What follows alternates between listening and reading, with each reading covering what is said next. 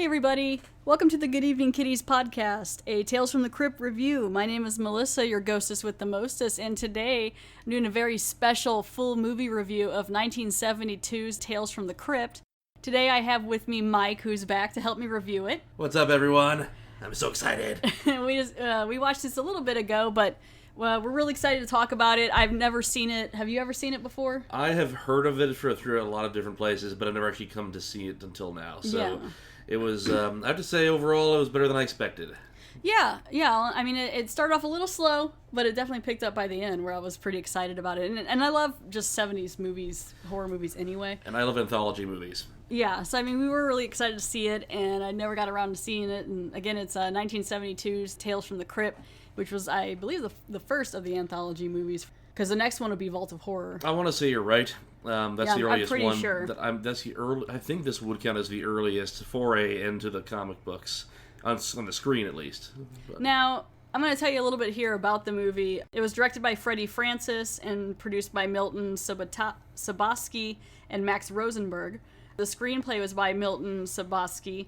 It's based on the Tales from the Crypt and the Vault of Horror by Johnny Craig, Alf Feldstein, and William N. Gaines.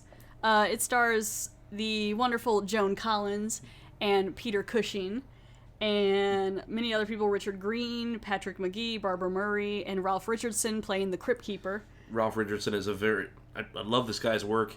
He played the Supreme Being in Time Bandits.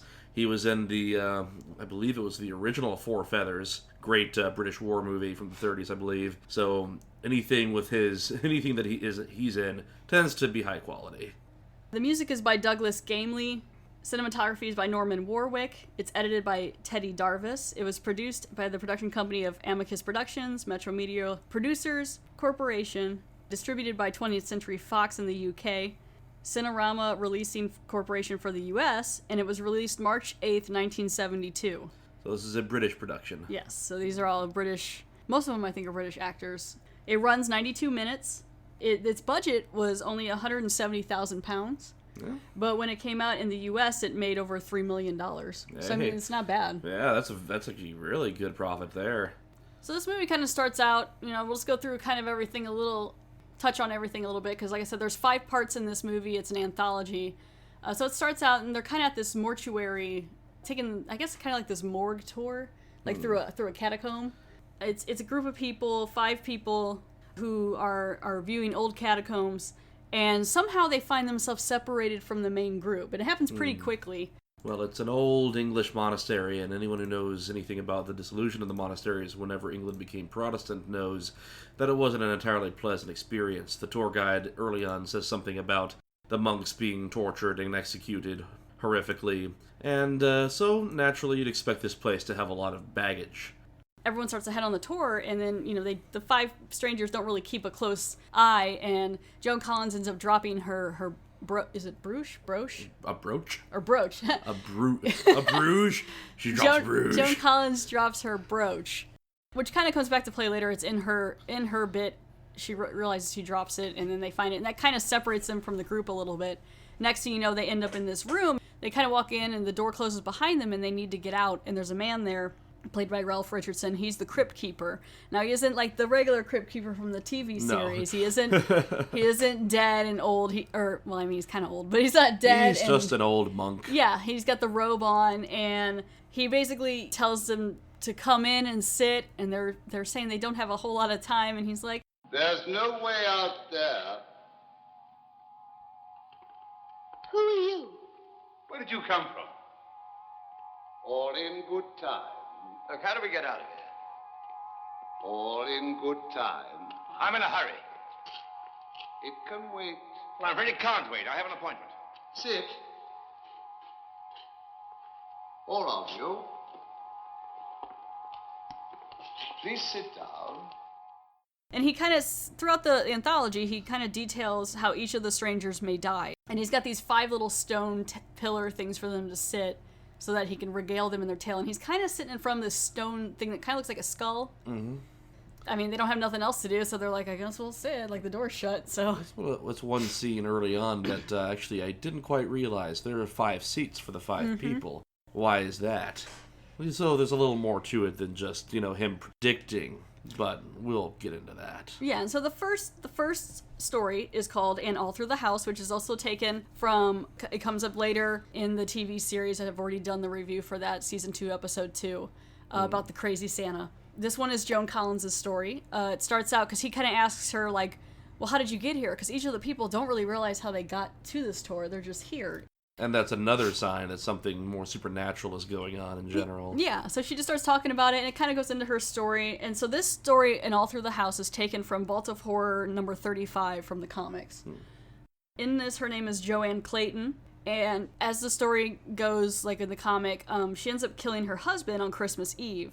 I kind of was comparing it a little to this TV series. It's hard not to, because we both saw All Through the House, the episode from the series, way before we did this. It's so good, but I mean, this one's good in a different sense, but it's also not in a couple, like it's... It plays it straight. It's not very pulpy at all. Like the series is definitely has this pulp feel, this kind of like extreme, more like, you know, it's a moral cautionary tale, but it's with sleazy elements. That's what Tales from Crypt does so well. This movie is a very, very different flavor altogether. It's that of kind of the kind of classy horror movies you'd imagine whenever you sit down and watch a good Hammer films with like Peter Cushing. Well, and also what I thought was interesting is her husband here is like putting gifts under the tree, and he actually seems really nice. He got her a nice gift that says like how much he loves her, and I don't think he sees this coming at all. No. And in the TV series, the guy didn't really see it coming at all either, but you could tell that their relationship was a little more strained. Well, yeah, he was a dick. I don't think he was. He was just a dick. No, he wasn't. Well, he was give fine. it to me. What did you say? Yeah, remember? Yeah, but she also, in the series, the woman in that also had another lover in a way. I think they were going for like money. Definitely a Black Widow kind of situation. In this one, it wasn't. Like, she's just wanting to get rid of him, I'm pretty sure. It didn't really specify anything about money. And their house looks, I mean, fine, but it's not like super extravagant or anything. In a way, that kind of makes her way less relatable than even the one in the series, because here it's like he's portrayed as just like nice elderly gentleman who's sweet. He's reading the paper and she just fucking whacks him. I like how he has his Christmas fez on. Yes, very. Well, it's like a crescent moon. I know, but it's he's like a party fez, like and there's Christmas carols going on in it, just like in the TV series episode. And all of a sudden, he's reading the paper, and from the paper, you see like some blood hit it. And this is the part about the whole movie that kind of threw me off a little, because the blood doesn't really look like blood. It's very bright. It's very light ketchupy. Pretty much, yeah, light ketchupy, kind of orangey. I think it ends up drying a little later, where it gets almost like Pepto-Bismol-y looking. So there is still a little girl in this episode, and she wants to say goodnight. This time it's her dad. I think in the TV series, the guy was her stepdad more. Like, I think she actually used his name. This time I think it's more her dad. And Joan Collins is looking fabulous. She's looking very 70s, and she killed him with, like, I think it's the fire poker. Yes, just like the episode. But by now you can see where it's kind of the blood's starting to kind of dry and look a little more clotted, like paint. So it kind of throws it off. And the whole movie's kind of like that. There's only like one other part that's gory that I kind of like, but the rest of it, it's also nice too, because it doesn't have to be gory. Some of it's just psychologically... Well, right. Like some of the most horrifying horror movies of all don't have anything to do with gore whatsoever. Yeah, some are just psychologically messed up to where you're like, oh my god. And so the daughter's starting to get up, and so she's going to grab her. And in this, the daughter's name is Carol, which I think might have been the name in the other one too. I can't remember. And she's still just as obsessed with Santa Claus as the other one. Very single-minded child. But then again, this is Christmas night. Christmas Eve, that is. The child, what else as a young child would you be thinking about but the presents? True. She puts her daughter down, and there's a radio playing with the music, and she's like, okay, well, I gotta clean this all up. And so she's looking through what her husband gave her. She's already opening her gifts. Yeah. Another dick move. And that's where she gets the brooch. She keeps it. She's like, oh, cool brooch. So then, she's starting to clean up, and I was like, she killed him and he fell on a white rug. I'm like, oh. Yep. At least it's just a rug. It's not like they have not carpeting. going to come out. And so you get rid of the rug. And so now a special bulletin comes on the radio about a man who has escaped from a mental institution and is dressed as Santa and is a homicidal maniac. We interrupt this program for a special announcement. A man described as a homicidal maniac has escaped from the hospital for the criminally insane. He is 6'3" tall, 210 pounds, dark eyes, bald, and may be wearing a Santa Claus costume taken from a shop in Burley.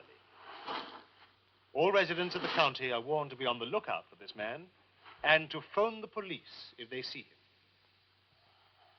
We now continue our program of carols for Christmas Eve. Now, in the TV series, the woman didn't hear the first bulletin. She was out there getting rid of her husband outside when the Santa showed up. In this one, she hears the bulletin. So she knows immediately that there's a guy out there, and she starts locking the door. The homicidal Santa starts coming up to the house, and he has a little bell that he's ringing, which is, I kind of didn't like. Well, it makes him less. insane. I know, but it makes him less creepy. I think that's kind of the point, because the Santa Claus from the episode, as opposed to the movie, was obviously insane that's and what I obviously love. murderous looking. He had one hell of a face. That's what This made it guy- so much better, though. Yeah, but this guy, I guess the overall point of the fact, despite the fact this movie contains many fantastic elements, I think it has more of a realistic feel to it than the series. Yeah. So then she sees that the Santa's at the door. Like, he immediately finds her house just right after the bulletin. Rings a little bell. She hears it. She sees them. And she's going to call the police, and then she looks over and sees her dad's husband, and she's like, crap. So the best part I love about this, and instead of really panicking, she just starts locking everything in the house and closing the windows. And he does try to reach for her through the door of the porch, which was kind of scary, but she just starts closing the windows and the shades and locking the shutters, and then she pretty much is like, oh, well, out of sight, out of mind, and she just goes back to cleaning up her husband. Like, she completely forgets about him. She's very single-minded in this, and it makes you wonder, has she done this before? Yeah, I don't know. And this is where my theory about both of these women, both characters Being in either like Black episode, Widow? definitely, this is something that they do for a career. I don't know about that. But yeah, so the girl's, the little girl's trying to go to sleep, and she's trying to move her husband's body because she's going to throw him down the basement stairs, make it look like an accident. He has a pretty good tumble there. And this part cracks me up because, again, like with the fake blood, she turns his head so it looks like he hit his head on the ground. She's really setting it up. But she goes upstairs with a really fancy cup, like the kind that they use on the Fancy Feast commercials for the Kit Kats. Yeah. And she starts scooping the blood up. With like a little trowel. Yeah, and almost. collects it in a little blood, and it's like bright orange, and then she comes down and lays it next to him, and I'm like, that is kind of morbid, but that also looks like paint. So Well, no, she's pouring some of the blood out of it on him. yeah, To make, I guess in her mind, to make it look to more make it believable. look more realistic. And I'm like, that blood is not going to come out of that carpet. All she's got is soapy water, but And she's scrubbing it out. yeah, and she's burning all the evidence and washing her hands real good. And this whole time, that Santa's just walking around out there outside her property, and she's taking her time. Definitely a Lady Macbeth moment right there. Yeah. Out damn spot. And she's washing her hands real hard. And so yeah, she's, pretty much getting most of everything down. Now, I'm sure if someone with like a luminol light came in, you'd probably see blood splatter everywhere. Oh, yeah. She thinks she has everything done. I would get rid of the rug. Yeah. You just burn the house down. Now she's getting ready to make a phone call. And let's see, who does she call? That's right. Okay, so she's getting ready to make a phone call. I'm not sure who she's going to call, but maybe it was someone that she was dating. I don't know. When she notices the door to Carol's room is open. I'm pretty sure she was wanting to call the police at that point because she thought that she had cleaned That's up after true. everything. That's true. And that now is the time to. Well, bring and her- maybe call and say, oh my gosh, my husband fell down the stairs. Yeah. And then that's when she realizes Carol's bedroom is empty. She runs upstairs. Carol's not there. So she's immediately like, oh my gosh, she puts the phone down. She's running around. And then out from the curtains behind the front door, Carol comes bursting in, and she's like, Mom, look, it's Santa. And Santa comes in, and Joan Cullen goes to run to get the fire poker. And Santa comes over and starts choking her to death. And she's screaming, and then it kind of just cuts from there. One thing that the Crypt Keeper was quick to assure us in the episode that we shouldn't worry about the little girl, that the Santa Well, only in the really cared about series, going yeah. after, older women. But in this version, we have no assurance that this crazy guy isn't going to turn on the Oh, little yeah. girl. In the movie, whenever he's pretty that's much done. taking out So, that little girl. I hope not, but you never know. Well, she let him in the house. That's how I mean, come on. So the monk moves over. Ralph Richardson. Ralph Not Ralph Fiennes. Ralph Richardson. Yeah, Ralph Richardson. And so that's how hers ends, and that's how she kind of somehow ended up in this situation where she's at now with the Crypt Keeper, telling her, her story and why she's here. Yeah, so then they go back into the Crypt Keeper room, and then we head into the second part of the second story. And this one's called Reflection of Death, and it was taken from the Tales from the Crypt comic book number 23. And this is Ian Hendry is the actor starring in this one as Carl Matlin, and he's basically cheating on his wife. And so the guy, Carl's coming down, he's saying bye to his wife, and he's got like a luggage packed, and he's got 2 kids, and he's acting like he's going to go on kind of a trip for work. And his wife looks like a sweetheart. Yeah, she seems fine. he says goodnight to the kids and comes back down, and I have a feeling he's done this many times before, because she seems like, oh, you're going on a trip for work, which is kind of the case a lot of those times where they have like salesman jobs and stuff. They usually had it's a great cover. someone on the side or a whole family on the side. Setting up franchises. But this guy is with a woman named Susan, that's his lover, and so they decide to drive off together that night, and I'm assuming not coming back. And on the way, they're involved in a car accident. And I love how, even though he's not driving, he has driving gloves on. He has a little pair of black driving gloves. Who besides motorcyclists need driving gloves? Like, if you're in a car... I don't know. Hey, Kurt, someone correct me if I'm wrong here, but... Because, Susan was driving. Because the only person I can think of that had driving gloves was, I think, Night of the Living Dead, her brother, Barbara's brother in the cemetery. You know what? Maybe it was a thing back then in the 60s and 70s. But he was actually driving. So she shows up, and the car's pretty bad, and it's hilarious because when the car crashes, it gets to the bottom, and it explodes. It just explodes. Because even 1972, they were blowing up them cars. Hey, man, just like Phantasm. Yep, that's how cars just explode on impact. This car looks bad, and so he starts walking out from the wreckage. He doesn't see anyone. He doesn't see Susan. And he walks up, and he's kind of like coming over this overpass by this train, and he comes across the first person he's meeting on this train track here, near this... Yeah, kind of like, I guess, a highway overpass. And there's a man there who's homeless. It looks like he has a little fire going. Like a hobo. Cooking some food. And he kind of asks the guy for help, and the guy looks up and he's immediately terrified. And that's how right away you're like, oh, something's wrong with this guy. His eyes get as big as can be. He starts backing up, screams, and runs off. And so Carl's like, well, what's happening, and... It's all POV at this point. Yeah, it's all from his point of view. All you see is, like, his hands. He stops a motorist on the highway. Yeah, and the motorist is like, oh, hey, man, you need help or whatever? And then he sees his face and drives off. Yeah. So you're like, oh, man, something's really wrong with his face. And Carl's like, what is I happening? mean, for those of us who have seen so much of horror, this is no surprise whatsoever. The build-up does feel a little forced, but I guess we have to remember this is, 72? Maybe this wasn't as common. I mean, this one's okay. And so then he makes it back, finally walks all the way back, which was probably a pretty good walk.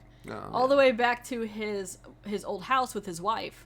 And he goes to knock on the door, and his wife comes to the door and sees him and immediately screams and starts sobbing and runs into the arms of another man. And this is where Carl is really confused, because he's like, what is happening? He notices the name on the door is wrong.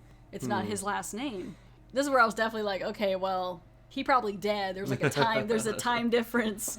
Something happened. I mean, that is cool. Kind of like how it plays with your expectation of time, because from his perspective, he's dead, and then he's all of a sudden coming back. I mean, God knows how much time would have elapsed. Not even dead. That. He doesn't even think he's dead. He just thinks he got up out of the car crash and is well, walking around. Yeah, from his perspective. So he finds out where, or he goes back to where Susan's apartment is. Because now he's like, well, I can't find Susan. Maybe she's at her house. So he goes there and knocks on the door, and she's there. But she's blind now from the accident. And so she doesn't even see what he looks like. And the car exploded, though. Yeah, surprisingly, that's all she got. I don't know. Like, she, besides being blinded... She looks fine. And, one thing that's interesting is that her eyes are perfectly fine looking. Like, there's no actual damage to their eyes, but she somehow got blind from the accident. Unless she got some sort of, head injury that, blinded her from the inside. It's possible, I suppose. But, I mean, she looks okay. And so he's like, well, this is Carl. And she's like, it can't be. And he's like, why not? And she's like, I was blinded from the accident. It happened 2 years ago. And you died. And she had a little memorial kind of picture of him. And he's like, I died? What? And he's freaking out. And then he looks down into the reflective tabletop of the coffee table and sees that his face is a horrible, rotted corpse. And he screams. Yes? Susan, Who is it? it's me, Carl. Carl? It can't be. Can't be? What do you mean? Carl was... Where have you been? Please go away. Look, I've been worried out of my mind. What's happened? The furniture. I don't understand. How did... I brought it back. After the crash. Huh? And I was blinded. Blinded? And Carl was killed. Huh? 2 years ago.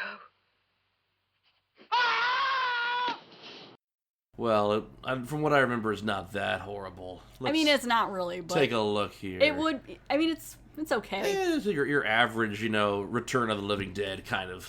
That's what it reminds me of. An unhealthy green kind of like gray color. Yeah, it's just a lot of like growl. A lot of layered makeup and stuff. But he, it's still terrifying. He screams, and then he wakes up, and Susan's driving the car, and they're still traveling away, and he was just like, oh, I had this horrible dream, and you find out it's a dream, and then the moment he wakes up, the crash actually happens. Yes. So this one was kind of like a premonition type death, and that's his story. And so then they end up back, in the crypt area again, talking to the guy, and it moves on to the third series where these first two, I thought they were okay. It wasn't until the third one that I really started getting interested into the third story. Same here. Like the first two are not really that special. Like, they remind you of some of the more B-rated ones you would have seen off of Tales from the Dark Side. No disrespect to that series, it's got some real hitters, but it's also got some misses, and that's what it kind of reminded me of. Now, here is where the movie really comes alive for me, and we had Steven in there with us watching, my brother. Yeah, we had Mike's brother. He was pretty much bored out of his mind until the third one started. We started having a good time after the third one. Yeah. So this third section is David Markham is the actor in this one, and he's Edward Elliot, and this one's called Poetic Justice, and it's taken from the Haunt of Fear comics number 12 that was written March through April of 1952.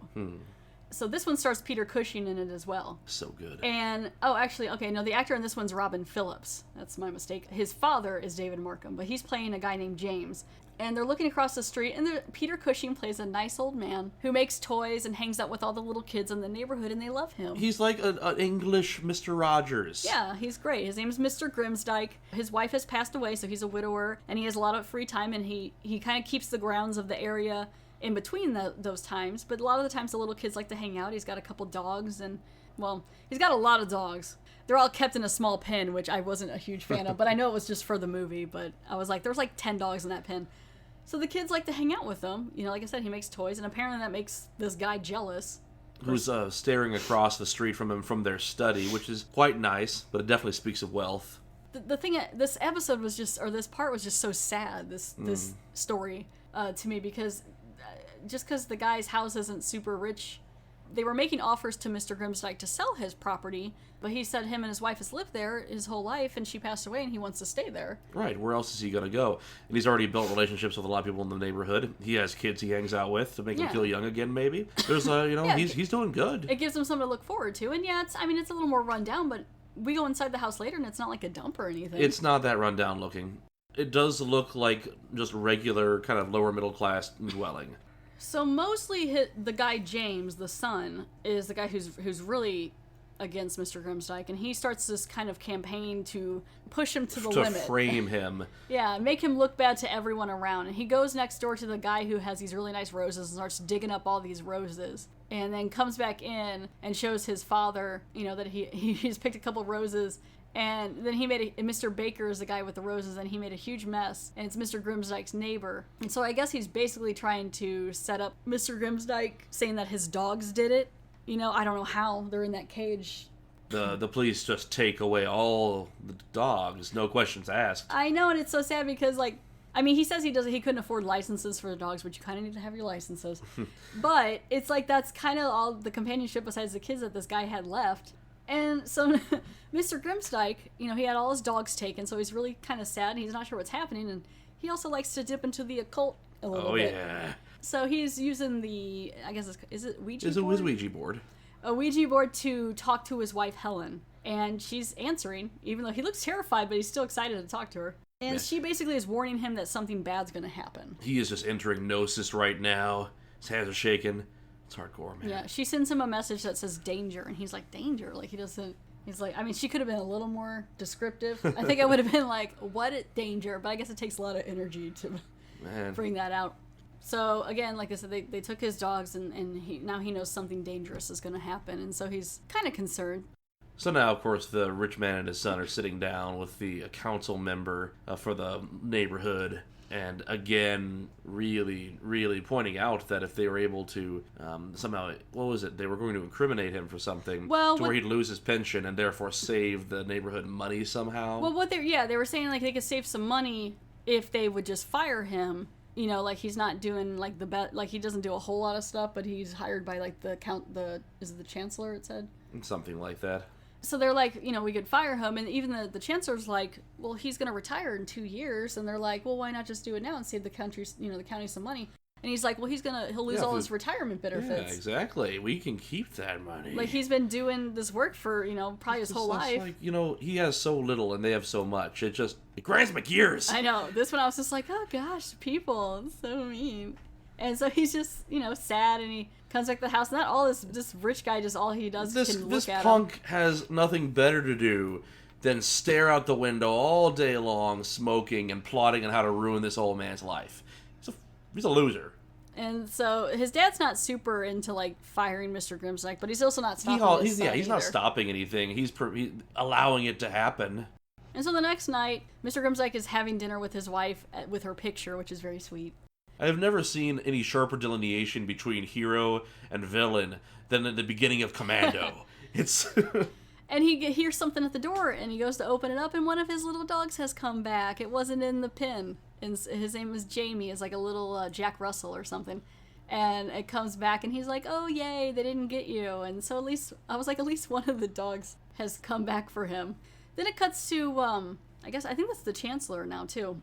And they're over talking to a lot of the women who are mothers of the children that Mr. Grimsdyke likes to entertain and hang out with. And he's basically kind of putting the notion in that Mr. Grimsdyke might be a pedophile. Or some sort of thing that he shouldn't be around these children. Not coming out and saying it, but just like, you should discourage your kids. And the kids are all bummed. They're just like, Mr. Grimsdyke's so nice. We like playing with them, and his dogs. And disgusting on top of all of this that they should try to destroy this good man's reputation that way. And so now this poor guy is sitting there, and no one's coming to his house to hang out, and he doesn't understand. This is depressing. I know, this one's so depressing. This is a depressing episode. Oh, gosh. It really is. I was, like, so waiting for the end. I'm like, okay, I want to see him get his revenge. So now James is happy about how things are going, about how he's slandering Mr. Grimsdyke's name, and he starts to get a few more... He's got this little smirk on his face all whole fucking episode. And it's almost Valentine's Day in a few weeks, and so he decides to make up a bunch of envelopes from people in the neighborhood and send him horrible Valentine's Day cards saying how horrible he is. They're not from those people, though. No. He's forged everyone's signature. He forged and like did all these little limericks that are like really kind of mean about how much the guy smells. We don't like you anymore. And I was like, oh my gosh, and this is right when I even said it, I was like, they're going to drive this man to kill himself. That's what's going to end up happening. I mean, that's just horrible. Well, they're pretty bad rhymes, too. Like, they're not even good burns whatsoever. No, but I mean... It just speaks to, like, this sort of catty, petty mindset. But just the fact that it's, like, that nobody wants him around and, that he should just get rid of himself. And so that's pretty much what happens. It drives him to kill himself. And you're just like, geez, all right. It's been about a week or so since that James guy has really seen Mr. Grimsdyke, and at first I'm like, oh no. And then the dog, Jamie, is barking outside and running around. And I'm like, well, he's probably starving, because I have a feeling Mr. Grimsdyke might be dead, and he's finally just saying something about it. And at first I was like, is he going to eat Mr. Grimsdyke? But he didn't. And that's probably because Mr. Grimsdyke hung himself. Yes. Maybe if he would have been on the ground, I don't know. Maybe. But they go over to check on him, and they go in the house, and they open the side room, like, closet, and poor Mr. Grimsdyke is hanging there. And then even as I walk in, the dad was like, this place is spotless. I thought it was going to be filthy. And it's like, no. And then he also has all these books about life after death. Spiritualism. And all this stuff. And so it's like this guy, James, was lying. His house was fine. He wasn't a filthy man at all. It's spotless. It looks a little Spartan. I mean, it's an old house. Kind of rustic looking. But yeah, so the poor guy's, hanging himself, and as you see, he's got a picture of his wife there. He was looking at her, I guess, before. And he hung himself in his workshop, surrounded by the dolls and toys he was making for the kids. Yeah, for the kids. And so the kids all wanted to go. They're having his funeral, and they have the dog Jamie, which I thought was cute. I'm like, oh, they'll probably take the dog. But the kids didn't really get to go to the funeral, but they're kind of hiding in the... At least they gave him a proper burial. Yeah, but they're like kind of hiding in the cemetery and watching. James and his father actually paid for the funeral. Which is interesting, I guess, to kind of cover their butts. I guess. Make them look like less guilty. To make it somehow seem that they're not complete, utter pieces of shit whenever you know that they are, and this doesn't change anything. And so now it's been 1 year later that you find out here, and they're just kind of hanging out, and they come across some of those old Valentine's Day cards that he didn't send to Mr. Grimsdyke yet, that he had extra. And they're like, gosh, it's been, about a year since we did all that, with the Valentine's Day. A year to the date. Yeah. And that's when, as a horror movie watcher, you're like, oh, it's always a year. Anniversaries are always significant in horror movies. Something's coming back.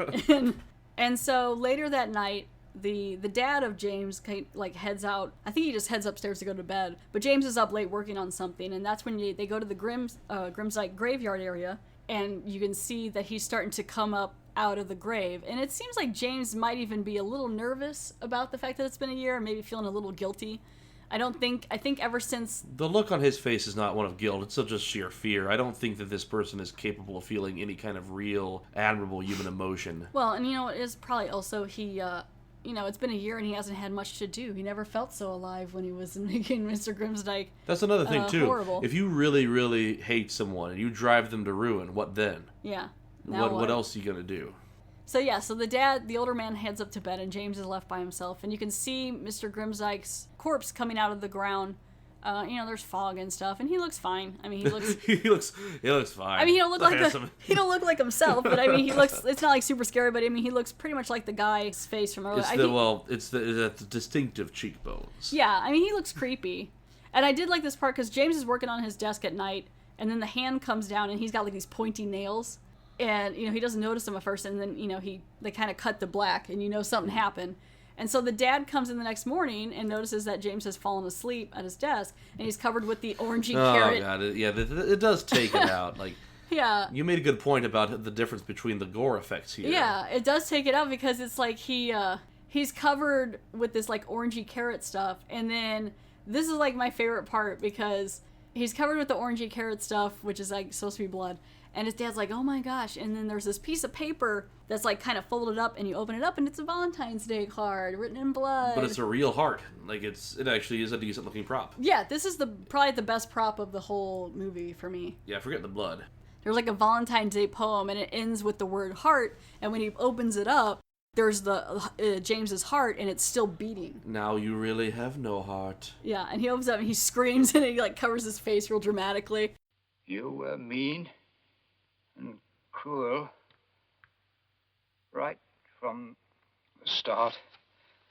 Now you really have no...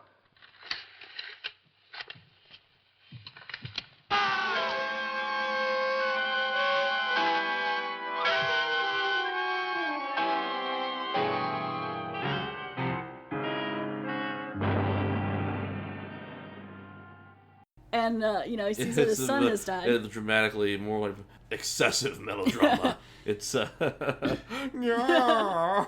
the heart's awesome. I mean, it pulsing and everything. And so I was like, okay, well, that's a good part. That was kind of... You could use some garlic and onions, Yeah. A little crack of pepper. Yeah, and so, I mean, that's James's story, and that's how he ends up dying. And so then it moves on to the fourth one. And this one's called Wish You Were Here. And it's from The Haunt of Fear, number 22, November through December 1953, and it's a variation on W.W. Jacobs' famed short story, The Monkey's Paw.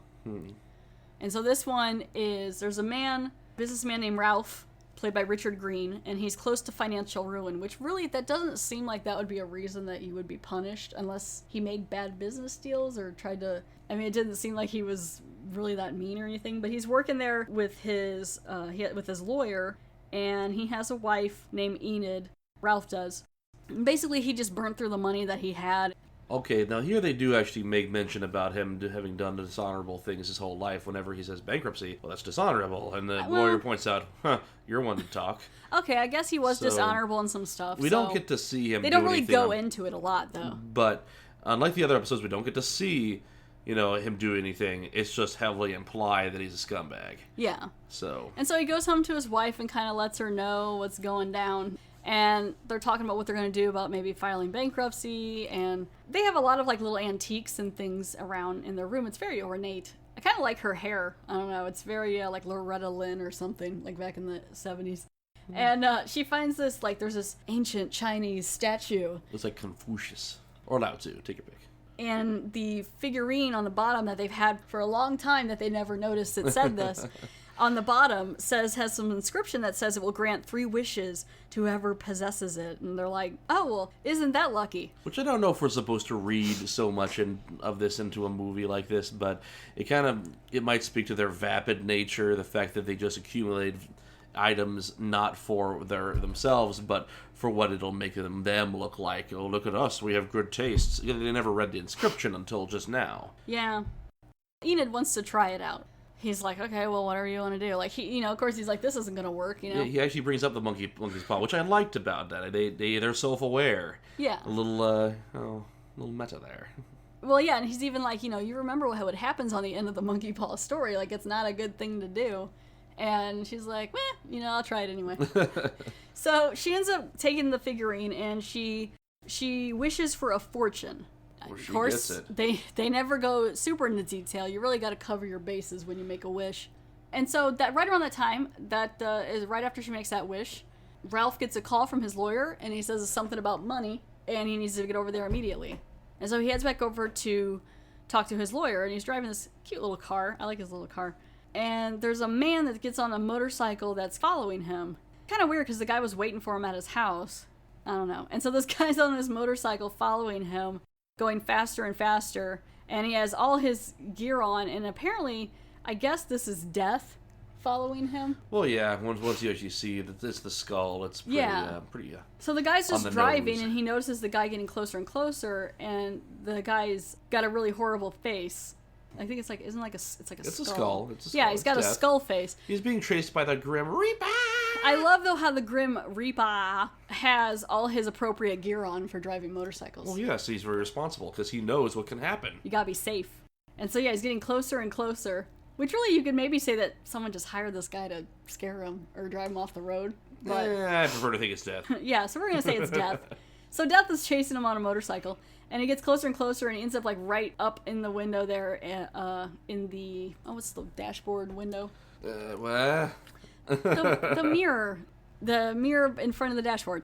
He sees the guy's face there, and he gets terrified and goes off the road. And then it cuts to the lawyer getting the call that his client has passed away in a car accident. I think his name was like, they found some papers in the car that had the lawyer's name on it, so that's just who they called. Yeah. So he went over to Enid's to tell her about Ralph dying, and she's like, oh my gosh, he's dead? No. And then, he really doesn't give much time, but this is an anthology, they only have so much time. But he's like... Heavily compressed events here. He's like, girl, your husband dead. By the way, you're now going to be really rich. Give her like 2 seconds. Never wish for a whole lot of money. Never do it. Because he had a double indemnity on a car accident deaths in his insurance policy. And she's like, oh my gosh, the figurine. And he's like, what? No, this is probably just a coincidence. She's like, no, I wish for a fortune, and I made this happen. Now she decides to wish for, she's thinking about, wishing for Ralph to come back. Because, I mean, yeah, that's how she's going to make her money, because she wasn't more articulate in her wish. And she starts mentioning the story of the monkey's paw, and Charles is like, I too know that story. Like, he right off the bat kind of picks up on this. The lawyer's like, oh no. He's like, we can't do that, because nothing good ever comes. Please, you mustn't wish Ralph back to life. He even flat out tells her that in the original story of the monkey's paw, they wish their dead son to come back, but he comes back mutilated and zombie-like. Yeah. So he's like, just don't do it. And she's like, I can't help it. She wishes for Ralph to come back, and exactly how he was immediately before the accident. So she's trying to put caveats on this. Yeah, now she's trying to get a little more smart, and they get a knock at the door. The pallbearers are showing up for some reason, and they look like death themselves. Reminds me of some of the pallbearers from Monty Python's Flying Circus. And I love how there's also like fog coming in, and they basically set up a little altar there right in her living room in front of the front door, and it's the coffin holding Ralph. And they're like, open it quickly, open it. I love how they just set it up. Yeah, they just set it up and leave. They're like, peace. And then she wants to open it, and immediately the lawyer, Charles, is like, don't. He was mangled in the car crash. And then the pallbearer's like, no, he wasn't. He's fine. He had a heart attack before the car crashed. And so you're like, oh, okay, so it wasn't the actual crash. It was from him seeing death that gave him the heart attack. Like retroactive, which kind of comes to play here. And so by her wishing he was back the way he was before the crash, he's still dead. Oh, okay. I take back what I just said. That makes no sense. That kind of does. I'm out of sorts tonight. Oh, no. It's been fun. What did you say? Retroactive. We can just keep this in, Basically, though, what happened was, so he's there in death form, but it's how he was before the crash, which in a way kind of, some of it's a little sketchy, but if you really think about it too much, but it's a movie. Suspend your disbelief. That's right, just roll with it. And so basically he's still, he's there, but he's not mangled and he's fine. The wish didn't really work the way she wanted. And so now she's thinking, she's like, I got one more wish left. And she kind of wants to be alone with his body. And so Charles goes in the other room. And I love this part because she's like, I have only one more wish. I got to make it a good one. And then she literally waits like 10 seconds. Be careful, so careful. Yeah, she waits 10 seconds and then she's like, okay, I got it. It doesn't matter how many different terms and conditions you lay out to the supernatural. It doesn't matter. Remember that episode of X-Files where Mulder came in contact with a genie and spent like a whole night writing up like all sorts of details to the actual wish? This is a good episode. That's what you want to do, though. But at the end, he still got screwed over from what I remember. You gotta because you can't beat it, okay? Just don't wish. If you watch anything like The Wishmaster or anything like that, you gotta be very particular. I mean, just take a look at that genie. You're gonna know you don't want to take a wish from him. Okay? And so now she decides to wish that Ralph would come back and live forever, and she never wants him to die ever. And I'm like, oh no. And this part is like the best. Me and Steven were like laughing so hard because it was so horrible but so funny. And as soon as she wishes it, the coffin lid flies off, and poor Ralph is trying to come back to life, but he can't because he's been embalmed. I'm in such pain. So it's basically burning him, and he's calling out her name, and Charles comes running back in, and he's like, oh my gosh, no, he's been embalmed. And so I'm like, that's horrifying. He's trying to come back to life, and he can't. Every time he comes, there's no blood for him to be alive. Only one more wish. Only one. I mustn't waste it. I must be careful.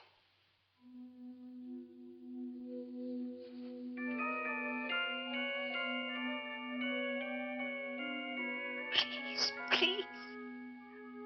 I wish Ralph were alive now. I don't want him to die ever. I want him moving, breathing, talking, alive. Now, forever.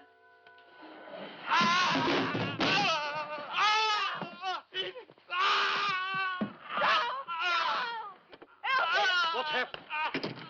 What have you done? I wished him alive again, forever. But don't you realize he's been embalmed? His veins are filled with embalming fluid burning into him. Oh, no. I need to do something. So he's just going to be in constant turmoil forever. It's fantastic. And she's like, oh my gosh, no, what did I do? I'm so stupid. I'm like, yeah, you are. And so she goes over and gets like a katana. She pulls out a katana. And comes, because they just have it on the wall, and comes over and tries to end it, cuts him open, the corpse of Ralph who's screaming.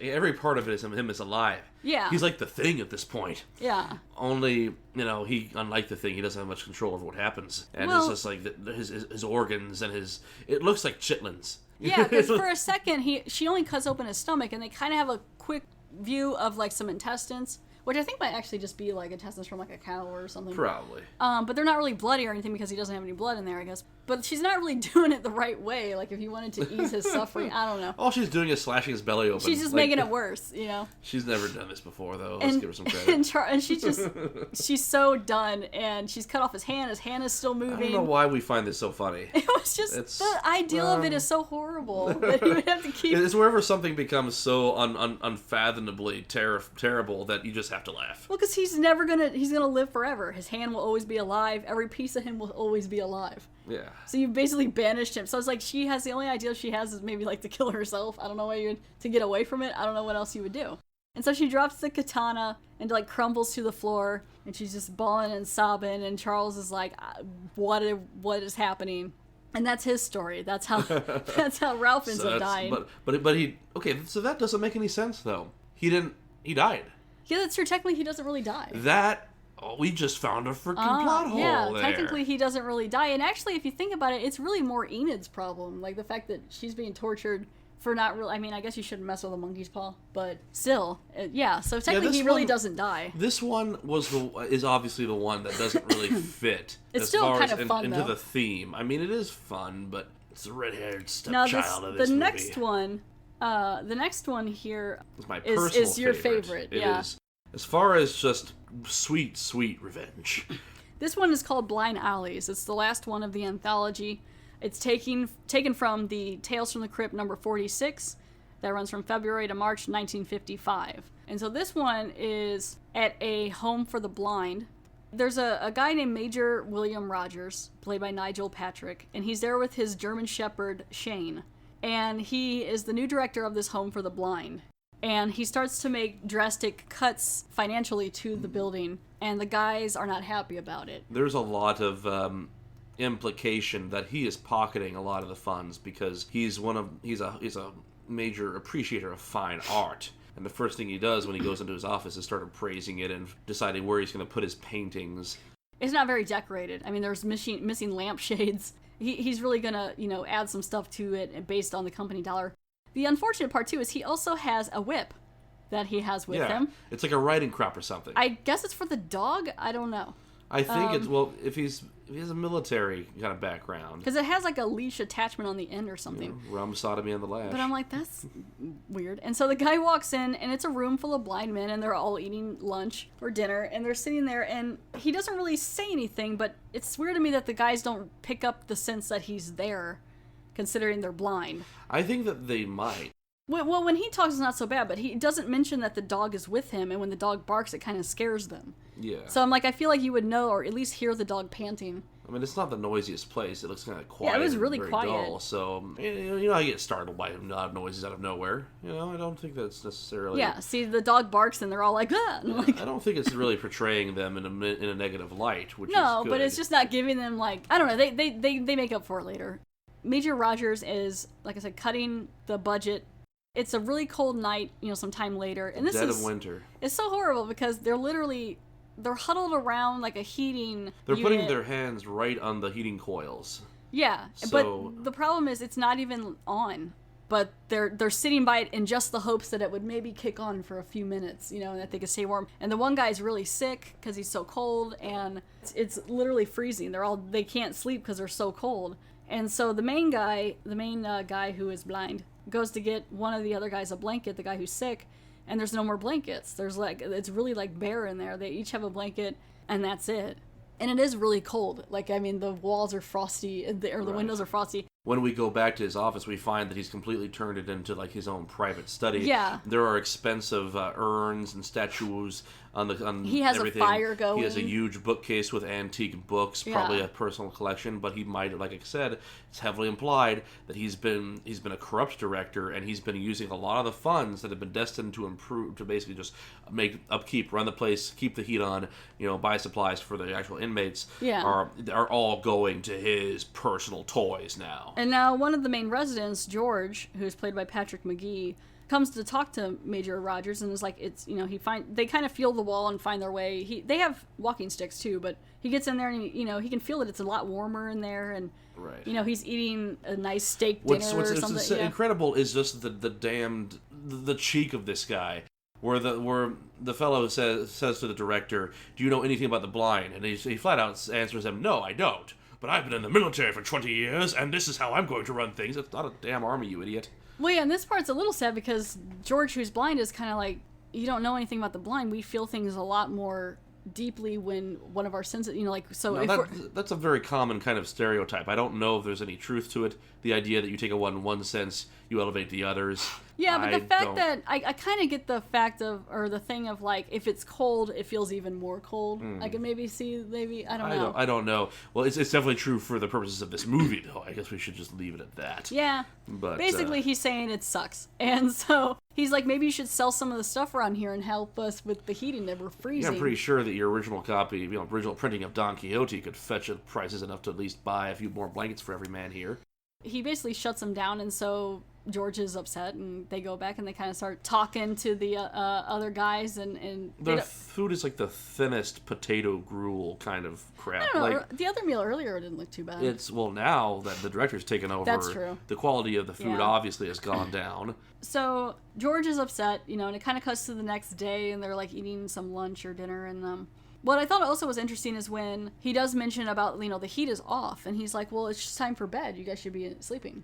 And he's like, that's why he cuts it off. I'm like, it's hard to sleep when you're freezing. That was the same justification I've actually gone through personally, I have to say. With your parents? Well, yeah, we'll just put on some blankets, and it'll be fine. We can turn it down to 40 it's degrees, like, I can and you'll see be fine. my breath. Is that normal? I don't... Yeah, so they're basically saying it's dishwater. Yeah, there's no meat in it. It's really gross now. They used to get meat and peas and looks carrots. thin. Like, if you have a soup without much meat, you still want it to be hearty and thick. And not even second helpings of that crap. Yeah, the rations were cut. And that the superintendent, who's the major, is like doing the best he can with prices being so high. And this just makes George more and more angry because he heard what the guy said. And then he goes back to talk. This is just ramming home the point about him being a living piece of shit. He goes back to talk, and the major is drinking like champagne. He's drinking a red wine. A red wine, and he's got like a salad and like 2 apples and a steak. It's ridiculous. It's like really, really just highlights how out of his depth this guy is. Yeah, and the guy's sitting there reading the paper in a nice warm room, and so now it's multiple guys coming in. They're really mad. They're like, this isn't gonna stand. We're hungry. This isn't the army. We're people who need food. And so even as they leave, he gives some of the steak to the dog too. Like he's just like, it's just like that other episode of Tales from the Crypt, man. Collection completed.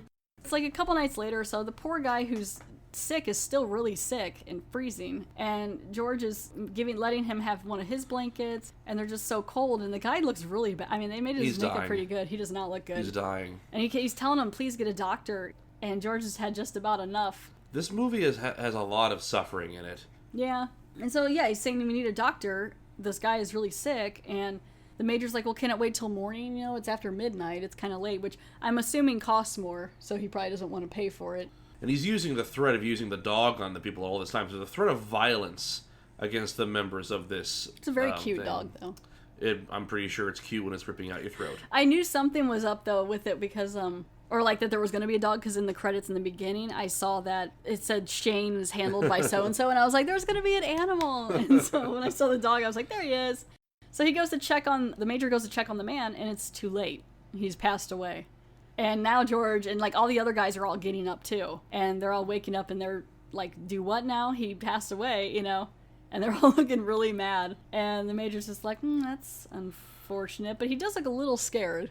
The main character in this, he's got this intense stare, and you just know he's going to do something against the major. So it's like I guess the next day, and this is my favorite part, because they have a plate of now they have a little bit of ham. It looks like it's like bacon of some sort, maybe. And blind people are passing this plate around, putting a little piece of ham from everybody's plate onto this plate. And I thought this was just really neat scene because they're all doing it silently and just like tapping each other on the shoulder. And basically what they're doing is creating a little snack plate for Shane. Because they want to lure the dog out for their plan. So they're all just silently passing around these little pieces of fatty bacon stuff and handing it around. Their movements are very deliberate. It's definitely, like, their blindness is not played for laughs. No. I've seen that in movies in this time period so freaking much, and it's very refreshing to just see, like, them, behaving believably. Well, and so George heads over to the major's office with his little plate of little pieces of meat, and he starts laying out a little trail of little meaty pieces to lead all the way down to where the basement is. It's interesting how he takes like one piece of meat and he just kind of scrapes against the floor to leave the scent. Yeah. So he's definitely doing using what little meat they have to begin with. Yeah, he was kind of rubbing. Well, and he's also trying to keep it towards the side, so I think that the major can't see it. Yes. Like it's kind of more to the side. That's very smart. And so he's kind of like leaving a trail all the way over to the basement door. And the dog immediately is like, oh, ham, don't mind if I do. Yeah, normally Shane would just follow him into his office. Yeah, but he's like, this is amazing. And so he just starts following this little trail of little ham pieces or whatever, bacon pieces, and is like, sweet. So this dog heads all the way down the stairs of this basement. It's got all these like building materials and stuff down here. It's real dirty. He follows it into this little side room that has a little plate full of ham. And he's really not paying attention for a dog. He's just like, hey. Well, I mean, he doesn't have any reason to suspect anything. Yeah, and he goes in this little room and the door shuts behind him and the dog's immediately on it. Like, he's like, oh, crap. I was actually kind of surprised at that. You'd think that he would just kind of get confused for a while, but he starts freaking out immediately. Well, I think he just realizes he's away from his owner. And he is very protective over the guy. And then right off the bat, as the director tries to leave his room, great scene. It reminds me of all the times like someone tries to leave a room, but armed guards like cross their pikes, only they're crossing their walking sticks across him. And kind of blocking them. That imagery is very iconic. I like that. Yeah, it's pretty good, especially because he's a major, like doing that. Oh, yes. So the dog's trapped down there. He goes to leave, and they're trapping him. They're stopping him with the walking cane, and they're all, they're like, it's our turn to give the orders now. They force him down, and like he immediately is a little like, what are you talking about? And it's a lot of the guys, and there's like 12 of them or something. And they take him downstairs, and there's a room next to the room that they're keeping the dog in. It's kind of fun because like, or kind of neat because they're all blind, and they're using their walking sticks and fighting the guy and bringing him down here. And they put him in the room next to the one with the dog in it. And Major Rogers gets in there, is screaming to be let out, and then he realizes that Shane's in the room next because he hears him whining and barking, and he's like, oh my gosh, what are you doing to my dog? And the dog's like, I'm sure he's just like, sorry, I didn't mean to get stuck in here. Then you start hearing noises. It's been about 2 days. No food. Shane, the dog, is getting agitated, as is the Major. You start to hear noises of things being built, things being hammered and sawed. I gotta tell you, for being old blind guys, they really know what they're doing now. They're basically building a corridor. And I do feel a little proud of myself for having called this, right off the bat. I could see what they were going to do, because there are several different, there's like these 2 different rooms off to the side of the main basement section. And what they're doing is they're building basically making a hallway, like a forced hallway, from one room to another, excluding everything else in the basement.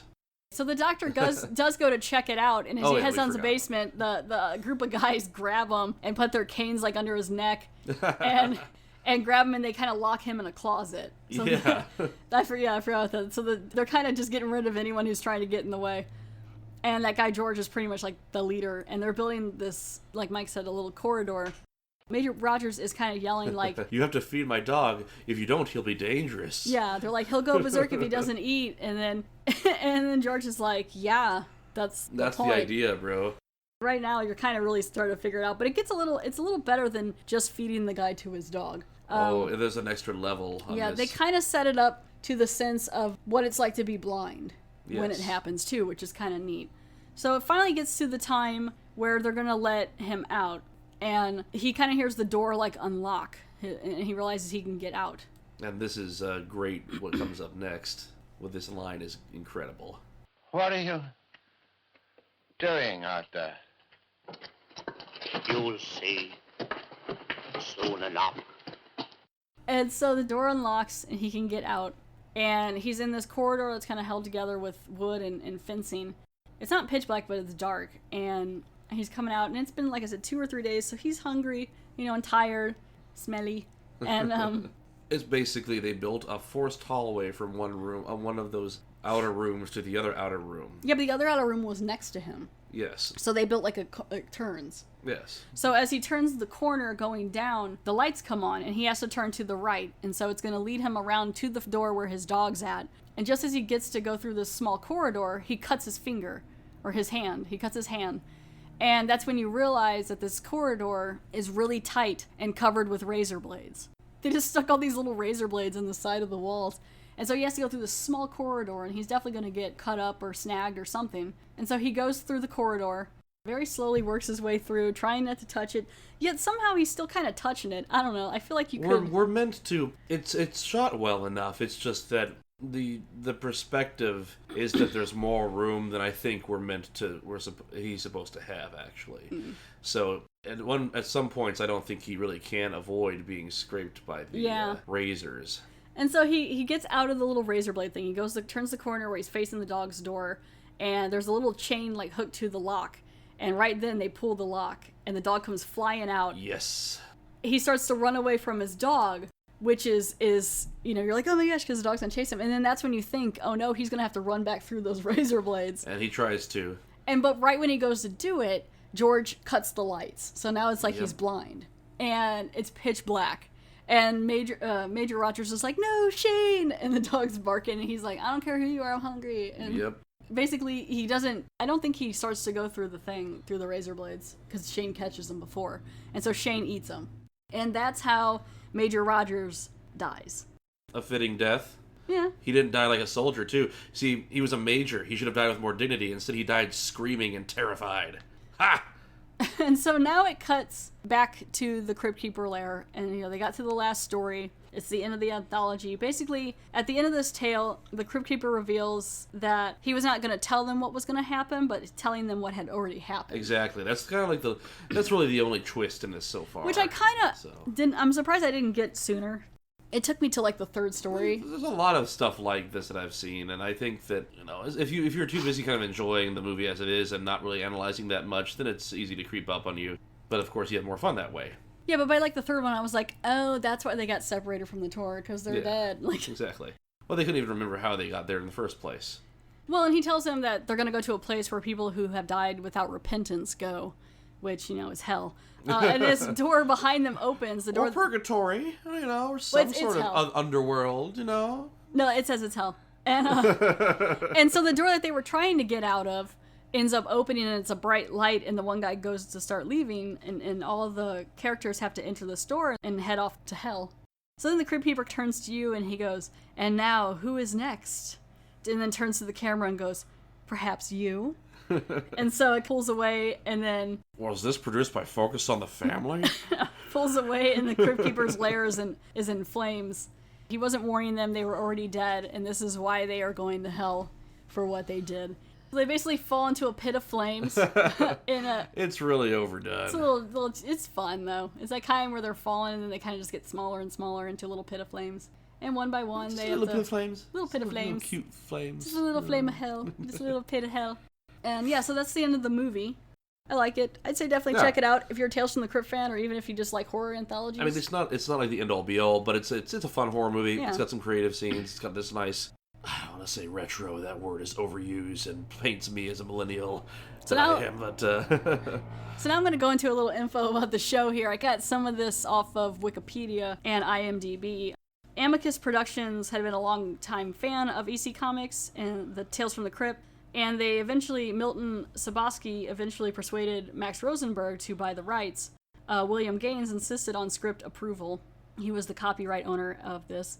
The budget of £170,000 was higher than usual for an Amicus production, so apparently they didn't do a whole lot of big ones. It was partly funded by the American International Pictures. Peter Cushing was originally offered the part played by Richard Green, which I believe was... Oh, okay, that would have been Ralph, the guy that died in the coffin. So Peter Cushing was supposed to do that one. I think that they made the right decision. Yeah. The filming started on the 13th of September 1971 and finished in 1972. And here's a little bit of trivia from IMDb about the movie. Stephen King and George A. Romero considered remaking this movie together. Their work together resulted in a completely separate but familiar film, Creepshow. Which, I mean, not to disrespect this movie, but Creepshow... a whole other ballpark here. I mean, if you have not seen Creepshow, watch yourself some Creepshow. You will not be disappointed. It is probably objectively the best horror anthology movie ever made. It's up there, but I don't know. I really like Trick or Treat. Trick or Treat is very, very good. It's a very skillfully well-made movie. Yeah. But as far as just movies that stand the test of time, I gotta tell you, Creepshow. And then Robert Zemeckis had said that this is his favorite movie to watch on Halloween since it was released. He later produced an HBO series called Tales from the Crypt, based on the series. So this movie, we can actually thank this movie for a lot of inspiration. Yeah, inspiring a lot of people. And this seems to be the title that got everything rolling, got interest in it. And like I said, Zemeckis was inspired, and he was one of the major producers of the series, was he not? So if for nothing else, this movie is important if you're interested in the series at all. So. Yeah. Peter Cushing is said to act as himself in this movie, and this part's a little sad. Around the time of doing this movie, his wife had passed away recently, and he was very depressed. And so Cushing's character is a widower who uses the Ouija board to talk to his dead wife. So I thought that was kind of sweet.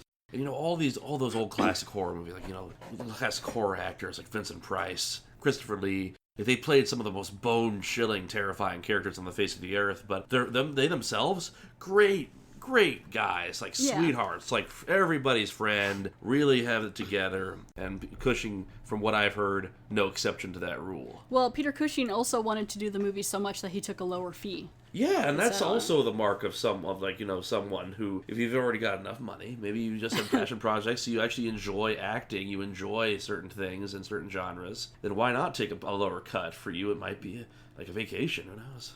Director Freddie Francis would go on to direct the season 7 episode of the HBO show of the same name, Tales from the Crypt, called Less Respects. This episode is the same story as Wish You Were Here segment in the film, which is the Monkey's Paw one. Well, and then, and All Through the House is also later remade by Robert Zemeckis as the second episode. Yes. We talked about that. Also, despite being top of the bill and one of the 6 leads, Joan Collins has only 15 lines in her first one.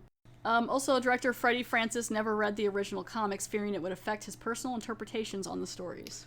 That can be a valid thing. That can help. Whenever you have your own idea of a way something can be done, it can help or it can hurt. But if this guy seems to have known what he was doing.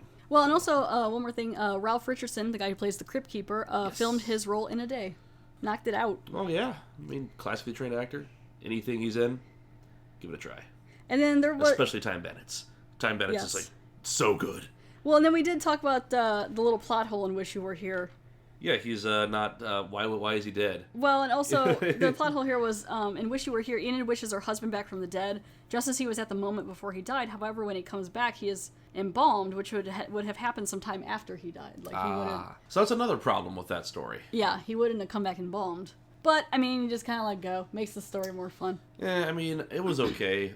Also, in the beginning of this movie, and a little bit throughout, they play Bach's Toccata in Fugue in D minor. Which has become so overused at this point. I love it, though. It starts up like...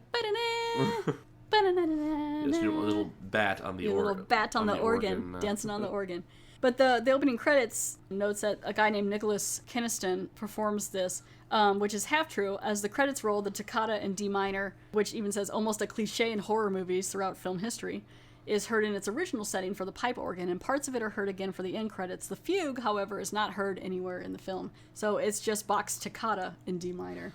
I mean, I'm not a classical music expert. I would just say for those people out there who are. the opening segments of the cantata in Fugue in D minor, and they can quibble all they want. But yeah, that's the review. Hope you guys like it. It's a good movie. Check it out, especially if you like anthologies and Tales from the Crypt and things. It's worth a watch. Mike, thanks so much for helping me out with the review here. Had a good time. Good. Thank you for listening to the Good Evening Kitties podcast. If you want to reach me, you can email me at goodeveningpod@gmail.com. There's a Facebook page if you want to go like that. For the Good Evening Kitties podcast, there's a Patreon if you'd like to monetarily... That's the word, right? Monetarily? If you want to throw some money at me, you can go to my Patreon. There you go. You can donate $1 in support, or you can donate $2 and get a shout out on the podcast. That would be really appreciated. You can also like, rate, review, subscribe to the podcast. Looking for some more 5-star reviews on iTunes. That really helps me out, lets me know you guys are listening. And again, thank you for listening.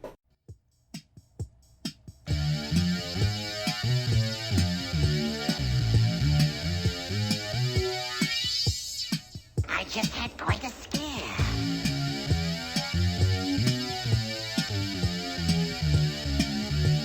I actually thought my heart was beating.